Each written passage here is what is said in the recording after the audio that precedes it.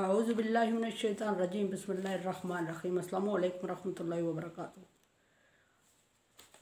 सूरह अनआम मेरे सामने है आज, और ये कुरान पाक की तरतीब के लिहाज से छठे नंबर पे आ रही है और मक्की सूरत है और इसमें 20 रुकू और 165 आयात पर मुश्तमिल है। और इसकी वजह तस्मिया के इसके नाम रखने की वजह के अनाम इसका नाम क्यों रखा गया, क्योंकि ये इस सूरत में चौपायों का जिक्र है, हलाल और हराम जानवरों का, और एक लिस्ट मौजूद है जिसकी वजह से इसको सूरह अनआम कहा गया। अरबी में चौपाए को या जानवर को, मवेशी को अनआम कहा जाता है, इस निस्बत से इसका नाम अनआम रखा गया है। अब सीधा जो इसमें अहकामात आ रहे हैं उसमें जिक्र करेंगे। अल्लाह तबारक व तआला की हम्द व सना से शुरू होने वाली ये सूरत मक्के में नाज़िल हुई और इस सूरत में जो चीदा बड़े मसाइल ज़िक्र हुए। सबसे पहले तो इसमें जो ज़िक्र इब्तिदा होती है अल्लाह तबारक व तआला की हम्द व सना से होती है कि सारी तारीफ़ों के लायक एक अल्लाह ताला की ज़ात है और ज़मीन आसमान के ख़जाने उसी के हाथ में हैं और ज़मीन आसमान की बादशाहत उसी के हाथ में है। दूसरी बात ये इसमें फरमाई गई कि इन्नल्लाह अला कुल्लि शैइन क़दीर, कि अल्लाह तबारक व तआला हर एक चीज़ पर कादिर है। इन्नल्लाह अला कुल्लि शैइन, अल्लाह खालिक और कुल्लि शैइन, अल्लाह हर एक चीज़ का खालिक है। अल्लाह तबारक व तआला ने ज़मीन की जानदार बेजान, आसमानों की ज़मीन जानदार और बेजान तमाम जो तख्लीक है ये अल्लाह तबारक व तआला की है और इसमें कोई इसका साजी और शरीक नहीं, कोई इसका मददगार नहीं। कुन कहने से फयाकून हो गया, ये वजूद में आ गई। अगली जो चीज़ इसमें अम्बिया इकराम के किस्से और किस्सों का मकसद कुरान पाक में जहाँ भी जिक्र हुए हैं दो ही मकसद होते हैं। कुछ लोगों के लिए ये नसीहत और हदायत होती है और कुछ लोगों के लिए इबरत होती है। और पिछले लोगों के किस्से जिन्होंने नाफरमानी की उनके किस्से बयान किए गए हैं, जिसमें मुसलमानों या मोमिनों के लिए इबरत का समा है, या कुछ लोग हदायत हासिल करते हैं, कुछ लोग नसीहत हासिल करते हैं। अक्सर हम देखते हैं कि कुरान पाक में जो किस्सा आ रहा होता है तो बाज़ दफ़ा जानबूझ के इसको अवॉइड करते हैं, जिक्र नहीं करते। बाज़ दफ़ा महफिल ऐसी होती है जिक्र नहीं करते। लेकिन जब कोई किस्सा कुरान पाक में बयान हो रहा होता है तो उसका मकसद इबरत और नसीहत हासिल करना होता है। उसको तवज्जो से सुनना चाहिए और ये देखना चाहिए कि जिन्होंने नाफरमानी की उनका अंजाम क्या हुआ और जिन्होंने फर्माबरदारी किया उनका इनाम क्या हुआ। और कोई कुरान पाक में बयान करदा जो बात है वो बेमकसद नहीं है, लेकिन हमारी समझ में फतूर है, हम इसको या तो फिर इग्नोर कर देते हैं या फिर ज़्यादा फोकस इसी पे करते हैं, अहकामात और मामलात पे नहीं करते, ये भी गलत है। फिर यहूदियों के कुछ एतराज़ात जिक्र हुए अहले किताब के और उनका तफसीली जवाब इसमें ज़िक्र किया गया है। कुछ ऑब्जेक्शन थे जिनका तफसीली जवाब, और ये ऑब्जेक्शन ज़रूरी होता है, ये गलत नहीं होता, बल्कि जो भी चीज़ हमारी सोच हमारी समझ के हमारी शरीयत के ऑपोजिट आ रही है तो इंसानी फितरत है कि वो उस पर एतराज़ात करती है या ऑब्जेक्शन उठाती है और जवाब उसका। फिर हुज़ूर सल्लल्लाहु अलैहि वसल्लम को जब मुख्तलिफ मज़ाहिब के लोगों का सामना करना पड़ा तो आप सल्लल्लाहु अलैहि वसल्लम परेशान और डिसार्ट हो जाते हैं। इस पर आप सल्लल्लाहु अलैहि वसल्लम को सब्र की तलकीन की जाती है और पिछले अम्बिया कराम के साथ होने वाली मुश्किलात का जिक्र करके आप सल्लल्लाहु अलैहि वसल्लम की हौसला अफजाई की जाती है। अगली जो बात है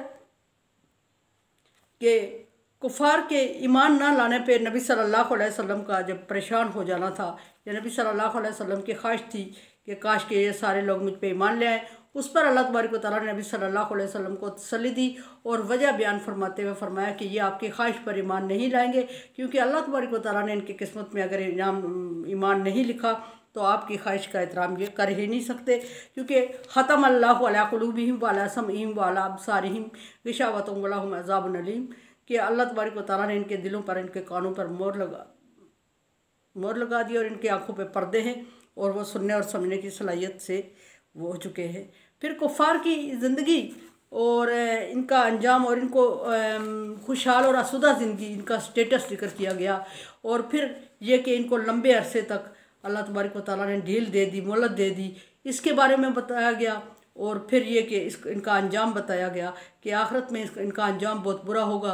और दुनिया में अल्लाह तबारक व तआला ने जब इनसे नाराज़गी का इजहार किया तो मुख्तलिफ लोगों के दिलों में ये शकूक पैदा हुए कि अगर अल्लाह तबारक व तआला इनसे नाराज़ हैं तो दुनिया में अल्लाह तबारक व तआला ने इनको इतनी आसूदा ज़िंदगी और इतनी ढील क्यों दी हुई है। इसका जवाब अल्लाह तबारक व तआला ने कुरान पाक में दिया, इस सूरत इनाम में दिया।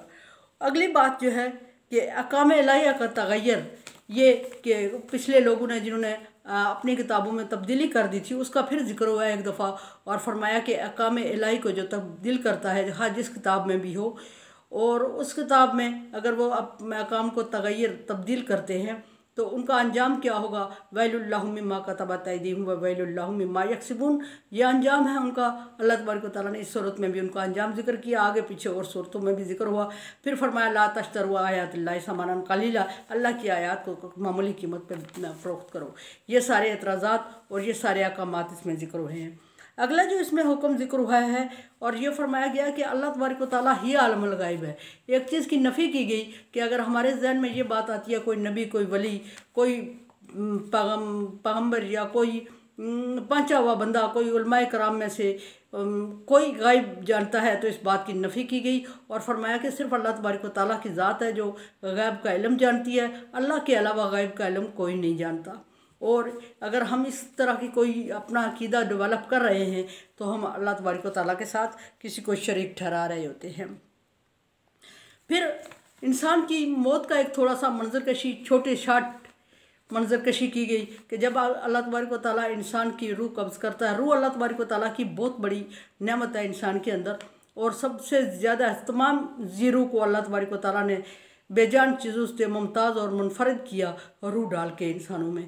और रूह है तो इंसान महसूस करता है, सोचता, समझता और देखने और खाने पीने की सलाहियत रखता है।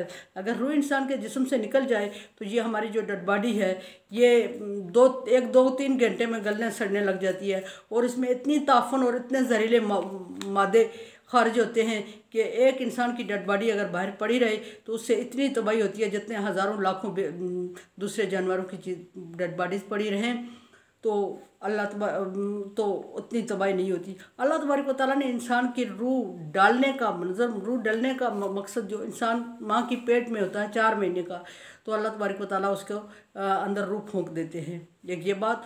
और रूह निकालने का थोड़ी सी मंजरकशी अल्लाह तबारक व तआला ने किया है। डलने का तो चूँकि हमें नहीं पता कि किस वक्त किस तरह हमारी रूह डल गई हमारे अंदर, लेकिन रूह जो निकलने का मंजर अल्लाह तबारक व तआला जिब्रील इस अज़राइल अलैहिस्सलाम जब रूह कब्ज़ करते हैं तो इंसान की बेबसी और सारे जो उसके रिश्तेदार हैं उनकी बेबसी का आलम होता है। उस पर अल्लाह तबारक व तआला ने दलाइल दिए और फरमाया कि तुम सारे लगे रहो तो 1 सेकंड की रूह को जिस्म में वापस नहीं कर सकते, ताकि तुम उससे 1 सेकंड और देख सको। और बेबसी और मजबूरी, इंसानी की बेबसी और मजबूरी की तरफ इशारा फरमाया अल्लाह तबारक व तआला ने। उसके बाद अल्लाह तबारक व तआला ने यहूदियों से बहस करने, किसी भी दूसरे मज़हब के लोगों से बहस करने से अल्लाह तबारक व तआला ने मना फरमाया। तालू अला कलिमातिन सवाइन बैनना व बैनकुम, ऐसी बात की तरफ आ जाओ जब देखें कि बहस ज़्यादा ज़ोर पकड़ने लगी है, उससे लड़ाई झगड़े का अंदेशा है और माहौल ख़राब होने का अंदेशा। अल्लाह तबारक व तआला ने माशरत को कभी ख़राब करने का हुक्म नहीं दिया।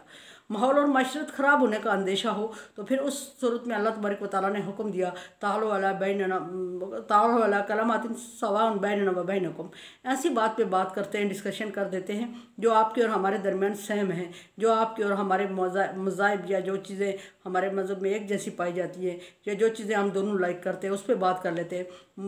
एक ऐसा रवैया नहीं रखना चाहिए जिससे दूसरा बंदा मुतनफ़र हो जाए। मोहब्बत और इल्म के साथ दूसरे को कायल करना चाहिए। जादलहुम बिल्लती हिय अहसन, अच्छे तरीके से कायल करना चाहिए, लड़ाई झगड़े का मूड में नहीं। फिर उदू इला सबिली रब्बिकुम बिल हिकमति मौइज़ति हसना व जादलहुम बिल्लती हिय अहसन, हिकमत और नसीहत के साथ लोगों को दीन की तरफ कायल करना। और जहाँ दुनियावी मामलात में हम बैठे हुए हों तो दीन में बात करते हुए पता हो कि लड़ाई झगड़े का चांस है या माहौल ख़राब होने का, तो उस सूरत में गुरेज करना चाहिए। और ऐसी बातों पे ये अल्लाह का हुक्म ताला वाला बैनना कलमातिन सवाइन बैनना व बैनकुम, ऐसे कलमे की तरह ऐसी बातों की तरफ आ जाते हैं जो आपके और हमारे दरमियान सहम है। फिर दूसरी जगह अल्लाह ने फरमाया 30वें पारे में लकुम दीनुकुम वलिया दीन, तुम्हारे लिए तुम्हारा दीन और मेरे लिए मेरा दीन। एक दूसरे को दीन को एक्सेप्ट करते हुए और दरगुजर करते हुए और बर्दाश्त करते हुए मज़हब को ज़य्यन लहुम ईमानहुम, अल्लाह तबारक व तआला ने दूसरी जगह फरमा दिया हर एक के लिए उसके मज़हब को मैंने मज़य्यन कर दिया, खूबसूरत कर दिया, डेकोरेट कर दिया। अगर वो चाहे भी तो नहीं छोड़ सकता। इसमें अल्लाह तबारक व तआला चाहे तो जिस मज़हब पे इंसान को लगा दे। अगर हम चाहें कि इसमें कोई हमारी काबिलियत है या हम बहुत बड़े हैं और दूसरा कोई नहीं है तो ये बात गलत है। अपने आप को दूसरे से हर तरह मुमताज़ और आला नहीं समझना चाहिए। क्या पता हमारी निस्बत दूसरा बहुत अच्छा हो, लेकिन जो अल्लाह तबारक व तआला ने इस्लाम भेजा उसको कबूल करने का हुक्म दिया, लेकिन बहस मुबासा नहीं। फिर उसके बाद बहस मुबासा होना चाहिए, लेकिन प्रॉपर दलाइल के साथ और इल्म के साथ, और एक दूसरे को अपने से कम तरह हकीर समझ कर नहीं, इससे फितना फसाद बढ़ता है।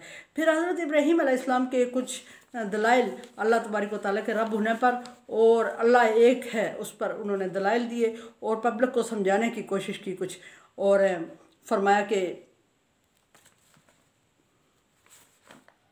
अल्लाह ही सारी कायनात का मालिक है और रब है। उसके बाद अल्लाह तबारक व तआला ने साथ ही एक आयत में फरमा दिया ये कि दूसरे जो मज़ाहिब हैं जितने भी, उनके महबूदों को गालम गलोच करने और हाइपर और इंसल्टेड रवैया इख्तियार करने से मना फरमाया, क्योंकि अल्लाह तबारक व तआला ने इंसान के दिल में एक तो अपने एरिए की मोहब्बत रखी होती है, दूसरा अपने मज़हब से अल्लाह तबारक व तआला ने और अपने महबूदों की इतनी मोहब्बत रखी होती है कि उससे इंसान जब हाइपर हो जाता है तो अल्लाह तबारक व तआला ने फरमाया कि ला तसब्बुल लज़ीना कफ़रू, दूसरे के काफर या दूसरा जो भी है इस्लाम से इनकार करने वाला तबका, उसके महबूदों को गालम गलोच ना करो, ज़्यादा बहस मुबासा ना करो। इस तरह ये होगा कि जब तुम उनके महबूद को गालियाँ देंगे तो डेफिनेटली वो तुम्हारे महबूदों को गालियाँ देंगे, और जब गालियाँ देंगे तो माहौल नफ़रत वाला और शरअंगेज़ हो जाता है, और अल्लाह तबारक व तआला ने शरअंगेज़ माहौल को कभी भी पसंद नहीं किया। और दूसरी बात ये फरमाई कि अगर तुम उनको गालम गलोच कर रहे हो उनके महबूदों को, तो अनजाने में वो तुम्हारे महबूदों को बदले में गालियाँ देंगे, तो ऐसा होगा कि अनजाने में तुम अपने महबूद को गालियाँ देने का सबब बन रहे होते हो, क्योंकि महबूद हर एक को अजीज़ होता है, ईमान और अकीदा हर एक को अपना अजीज़ होता है, वतन की मोहब्बत हर एक के दिल में अल्लाह तबारक व तआला ने ईमान के हिस्से की तरह रखी होती है, इसलिए फरमाया कि इनसे मना फरमाया। और फिर फरमाया कि एक ज़बिया जिस चीज़ को ज़िबा करते वक्त अल्लाह ताला के अलावा किसी और का नाम लिया जाए उसको हराम करार दिया, और फरमाया कि ये हराम है। फिर फरमाया आगे उसके इस सूरत में जो चीदा चीदा बातें मैं डिस्कस कर रही हूँ, फजूल खर्ची से मना फरमाया। तो फरमाया कि फजूल खर्च शैतान से का भाई है, ना बखीली करो और ना फजूल खर्ची करो, बैलेंस लाइफ मोतदिल एक मियाना रो ज़िंदगी इख्तियार करो। अगर फजूल खर्ची करोगे तो भी अल्लाह तबारक व तआला पसंद नहीं फरमाता, और अगर बुखल करोगे गिन गिन के रखोगे तो अल्लाह तबारक व तआला ने उसको भी पसंद नहीं फरमाया। फरमाया कि अल्हाकुमुत तकासुर हत्ता ज़ुरतुमुल मक़ाबिर, दौलत के लालच ने तुमको हलाक कर दिया यहाँ तक कि तुम मौत आ गई तुम्हें। फिर फरमाया कि वो समझते हैं कि उनकी दौलत हमेशा उनके पास रहेगी, ऐसा हरगिज़ नहीं है, और वो ज़रूर तोड़ने फोड़ने वाली आग में डाली जाएगी और उनके साथ डाली जाएगी। यानी कि बखीली से ये मना फरमाया, और फजूल खर्ची से मना फरमाया कि फजूल खर्च शैतान का भाई है, फजूल खर्ची ना करे। और फिर कुफार, इसके आगे जो जिक्र हुआ कुफार के 3 ग्रोहों का, 3 अकीदों का जिक्र हुआ है। एक दहरिए वो जिनको जो किसी भी चीज़ को किसी चीज़ पर ईमान नहीं रखते, वो कहते हैं दुनिया और दुनिया का निज़ाम खुद ही वजूद में आ गया और खुद ही ख़त्म हो जाएगा। और एक वो फ़िरका जो कहता है कि ये दुनिया, एक अगला फ़िरका है जिन्होंने जो ये कहते हैं कि वो खुद ही खुद वजूद में आ गए। एक दहरिया फ़िरका है, और दूसरा जो खुद वजूद में आ गए, और तीसरा ये मुशरिकीन का फ़िरका है। इसको अल्लाह तबारक व तआला ने ज़िक्र फरमाया। ये चीदा अहकामात थे जो अल्लाह तबारक व तआला ने सूरह अनाम में ज़िक्र फरमाए, और अनाम का मतलब मैंने आपको बता दिया और इसकी वजह तस्मिया बता दी कि इसको क्यों अनाम कहा जाता है। उम्मीद है कि मेरी बात आपको समझ आई होगी। कल इंशाअल्लाह इस सूरत को शुरू करेंगे, सूरह अनाम को। आज इसका मैंने मोटा मोटा तारफ़ दे दिया आपको कि इसमें क्या क्या अहकामात ज़िक्र हुए। दुआ करें अल्लाह तबारक व तआला इस काम में मेरी मदद करे और मुझे वो काम सिखा दे जो वो चाहता है, मुझसे वो काम ले ले वो जो वो चाहता है, और मुझे उस तरह कर दे जिस तरह वो चाहता है। Like dislike as you like, मेरे लिए दुआ कर। ला खौफुन अलैहिम वला हुम यहज़नून। अल्लाह।